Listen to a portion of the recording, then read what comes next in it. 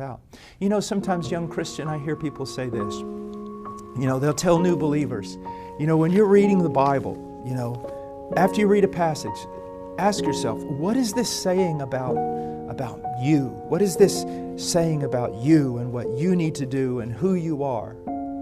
That's the first thing you need to think about. No, it's not. That's not the first thing you need to think about at all. Matter of fact, that's the last thing you need to think about. When you read the Bible, the first thing you need to ask yourself is, what is this saying about God? What is it revealing to me about who God is? That's what's important. Because honestly, if your heart has truly been regenerate, if the Spirit of God, through the Spirit of God, you've been born again, then the more you know about God, and especially God as He's revealed in the cross of Christ, the more you know about Him, the more you're going to love Him. And that's why we grow in knowledge, we grow in grace. You know, I have spent so many years of my life running around the world preaching. And I'm getting older, and people say, you know, but your zeal seems to just keep growing. How is that? Well, it's not because I have some special gift. It's because I study God. I want to know who this person is, because the more I see of Him, the more I want to be like Him, the more I want to trust Him, the more I want to glorify Him, speak of Him.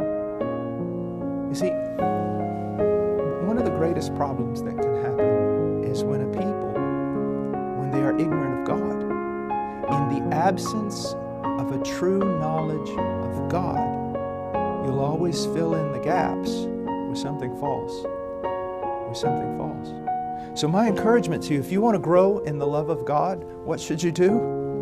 Study the Scriptures.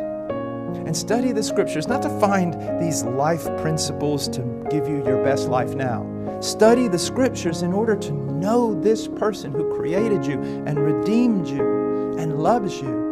His excellencies know no bounds, His beauties, His powers. You know, when we get to heaven, I hear a lot of people, oh, I can't wait to get to heaven. Why? You want to walk down streets of gold? You want to swing on gates of pearl? I mean, you only do that for a few months, I would imagine. It'd become kind of boring. What makes heaven heaven? Heaven is heaven because there is an infinite beauty there that cannot be exhausted. And I'm not talking about heaven as a creation. I'm talking about the Creator who made it. You see, everything